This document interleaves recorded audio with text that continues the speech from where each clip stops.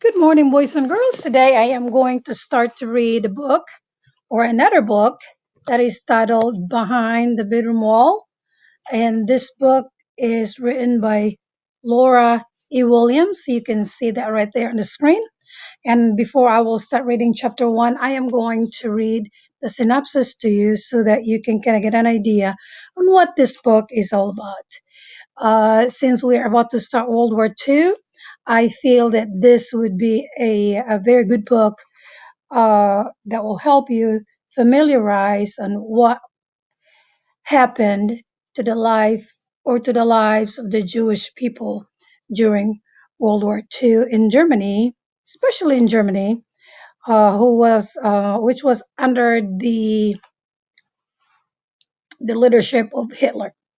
Okay, in 1942, 13-year-old Karina Rim is an active member of her local Young Madel. It's a Nazi youth group, along with many of her friends.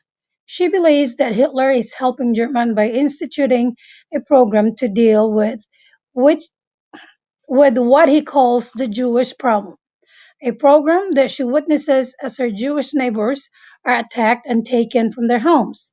Karina's parents, however, are members of a secret underground group providing a means of escape to the Jews of their city. Karina is shocked to discover that they're hiding a refugee family behind the wall of her bedroom. But as she comes to know the family, her sympathies begin to turn.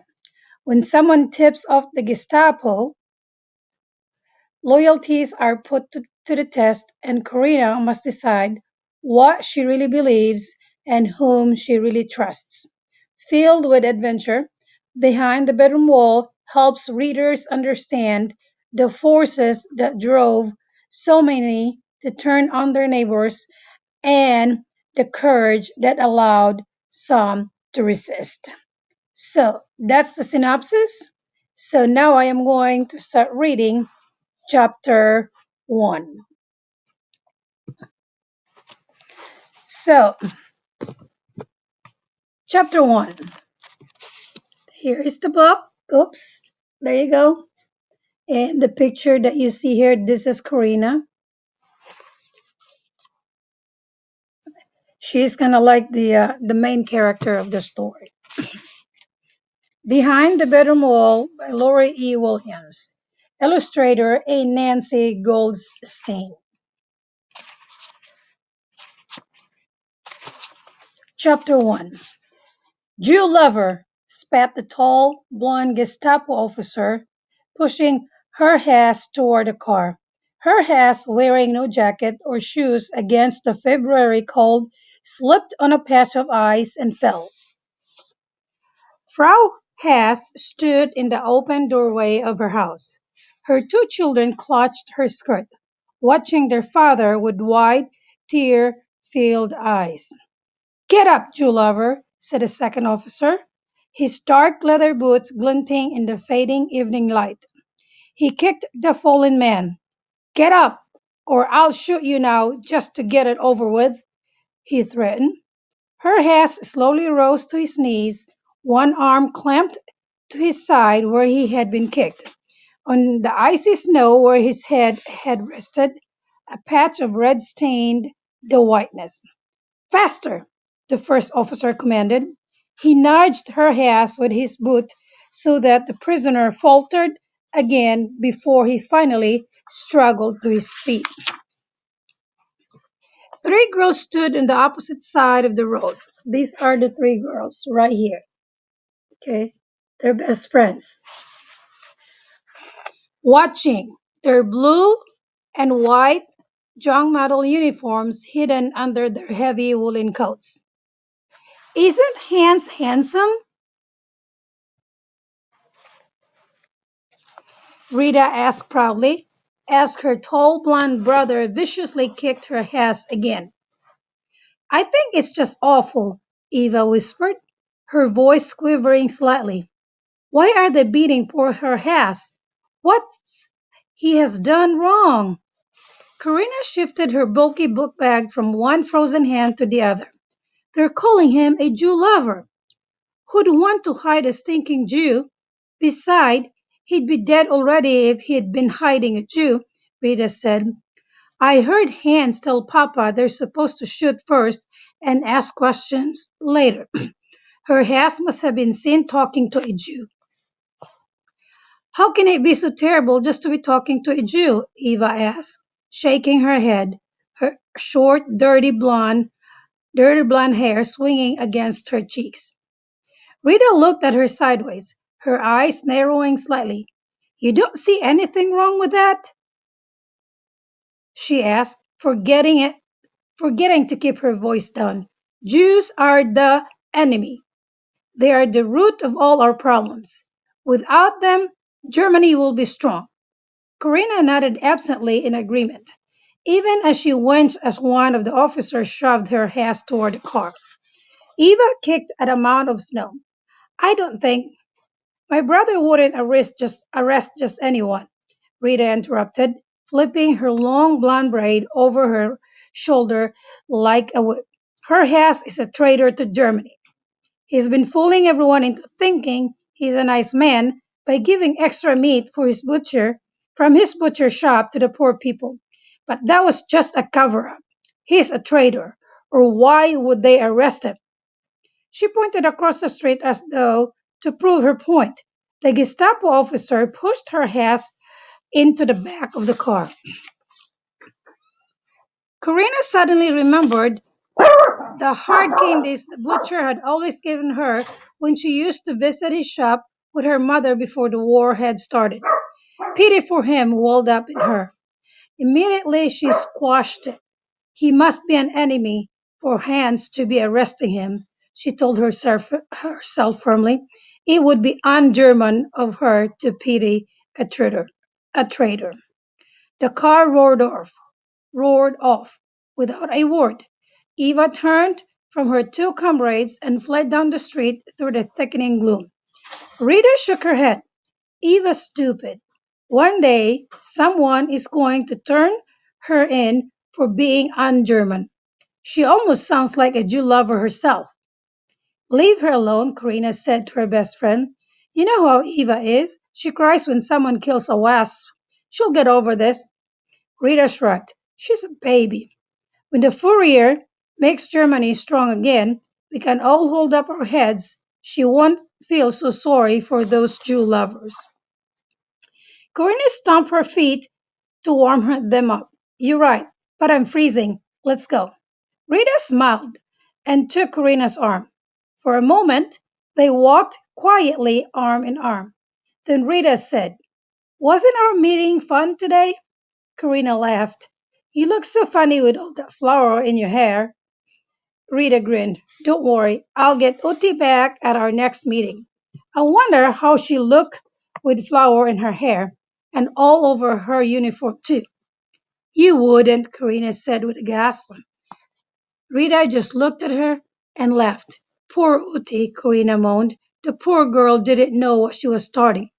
Still laughing, Rita said, Did you ask your mother if you could come over for dinner? Karina nodded. But she said you should come over to our house instead. Sometime this week. Rita squeezed her arm. I'd like that.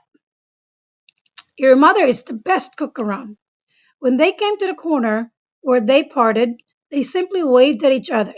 Best friends didn't need to say anything. Karina thought as she walked home, and Rita had been her best friend for 2 years now, ever since they had both turned 11 and discovered that their birthdays were in the same week. Rita was like the sister she'd ever wanted. They shared all their secrets and dreams. They shared everything. But of course, that's what best friends were for. Mother, I'm home, Karina called as she stepped into the cozy warmth of her house. She put down her heavy book bag and immediately pulled off her winter boots and coat. Her fingers and toes started to tingle painfully as they warmed up. It felt as though someone were stabbing her with millions of needles.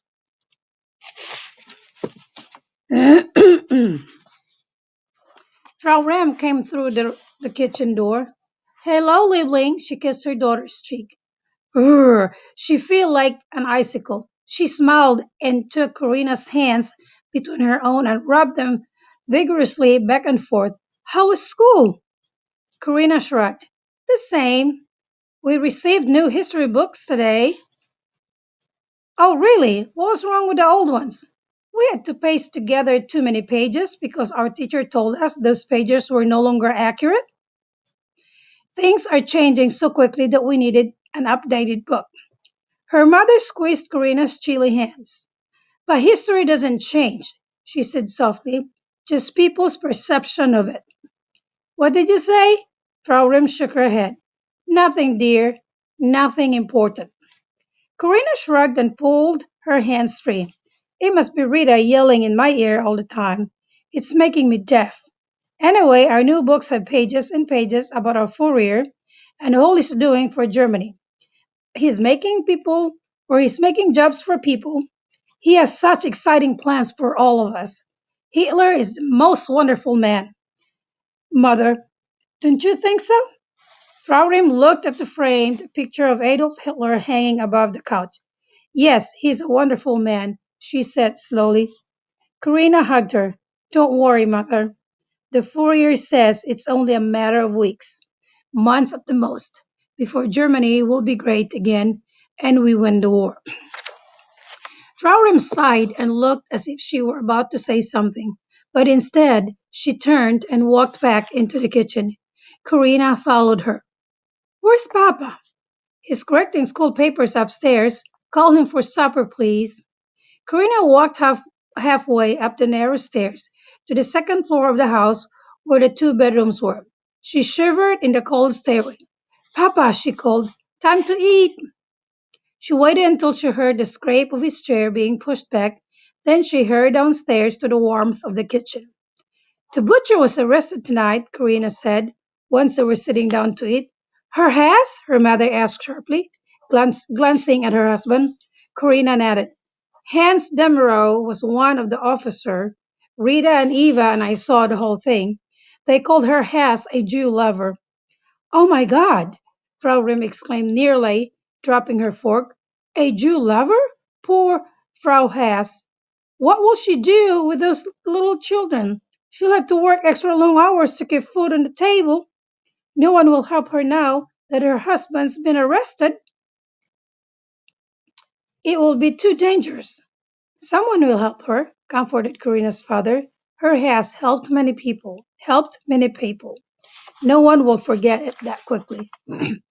Karina looked up from her plate, her eyes wide with surprise. But he's a Jew lover. Why would anyone dare to help a traitor or his family?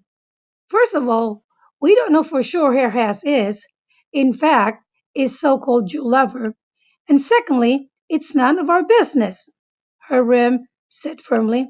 And I don't want you standing around watching people get arrested. It's dangerous. Karina shrugged. And she didn't see anything dangerous about watching an arrest. She didn't see many of them because they usually happen late at night when she was asleep. But she was glad to see traitors to Germany get arrested. She shifted in her chair, trying not to picture the blood on her head or the wide sad eyes of his children. If he were a traitor to Germany, then it was right he should be taken away. It was for all the good of the fatherland. While her parents ate in silence, Karina played with a piece of bread on her plate. Why aren't you eating? Her mother asked, eyeing Karina's full plate. I'm not really hungry, she said, intently studying the tines of her fork. Karina's father raised his bushy red eyebrows. Not hungry? Hundreds of poor people would do anything for what you have on your plate, and you say you're not hungry? Karina didn't look up. After our hike, we made sweet buns. Sweet buns for what? Just to eat, I guess. Anyway, they weren't very sweet because we didn't have enough sugar, just a couple of pinches. Didn't you do anything worthwhile at those young model meetings? Her father growled. Karina brightened. Oh yes, we helped the poor and babysit for people. And today we got bundles of new pamphlets to pass out. They were very nice. They have even the Fourier's picture on the front. Would you like to see them? Her father put down his fork with a loud clang. No. Her mother stood to clear the table. Maybe later. Right now, your father is tired. It's been a long day at school for him, too. Hiram pushed himself away from the table and took out a pipe from his pocket. Every day gets longer, he sighed, sighing. Longer and longer. Karina looked at her father. He looked tired, and so did her mother. Maybe I shouldn't be in the young model, especially now that we're often meeting more than twice a week. What? Her mother said, her hand poised above the pile of dirty dishes. Maybe I should come home after school and help you. I can help you clean and cook, and in the summer I can work in the garden. Hiram drew up Hiram drew on his pipe to light it. No, you'll go to the meetings just the way you have been. But mother looks tired, Karina insisted. I want to help her. You'll help her by going to the meetings. Karina, her father removed a smoking pipe from his mouth and used the stem as a pointer for emphasis. It would be un-German of you not to be member of Young Model. You would get into trouble for quitting. Karina smiled. Oh no, Papa. The leaders at the Young Model are very nice. They wouldn't think I'm un-German just for wanting to stay home to help mother. Karina's parents glanced at each other. Her mother plunged the dishes into the steaming water. That's very thoughtful of you, dear, but we don't want you to give up your meetings. We know you enjoy them. You just go and have fun. Are you sure? Yes, her father said firmly, blowing out a big puff of fragrant smoke. Then he smiled. I have a surprise for you. Karina clapped her hands together. Really? What is it? Karina's father checked his pockets as if he were looking for something. Now, where did I put it? Helga, do you know where I put it? His wife smiled, but shook her head. He finally knocked his broad knuckles on his forehead. Oh, I remember, next to my boots. Karina frowned. In the hall, Papa? Go look, I tell you, quickly. Karina got up from the table and walked to the front hall, where she had left her book bag. Next to her father's large boots sat a box she hadn't noticed before. Someone had punched holes in the top. Karina held her breath and slowly lifted the lid. Inside, of fur, oh, a small bundle of fur trembled in one corner. Karina gently lifted the little black and white kitten out of the box and, hugging it close, walked back into the kitchen. Oh, Papa, she said breathlessly. He's beautiful. Look at the little white nose. Thank you so much. I'll take care. I'll take good care of him. I promise. I think he's a she, but you're welcome. She comes for a long line of mice killers. Don't tease her, Bern, Karina's mother shouted. Karina blushed. I heard the mice, Papa, I swear it. They lived behind my bedroom wall. I know, I'm just teasing you. I put a mouse trap up there for them. Did you hear any mice last night? No, not last night. Her father nodded with approval. Good. The traps must have scared the little rodents away. Anyway, now if they come back, you have a mouse catcher. Thank you, Karina said, touching her nose to the kittens. What shall I call her? Hiram shrugged. That's your decision, Karina. I trust you'll make the right choice. Karina glanced over at her father, looking for the teasing glint in his eyes, but instead he looked quite serious. She wouldn't have thought that naming a cat would be such a serious event, but then she'd never had a cat before. Don't worry, Papa, she said, hoping she sounded solemn enough for this occasion. You can trust me to make the right choice. So that's the end of chapter 1. Now you have met Karina and her parents and the kitten. So tomorrow we will find out. And also, you met Rita and Eva, Karina's friend, and you've heard about the Gestapo, which are the German soldiers. So tomorrow I am going to read chapter 2, and you will meet more characters in chapter 2, and Uh, let's find out what happened next. Okay. Hope you enjoyed chapter one. I sure did enjoy reading it. So that's all for now.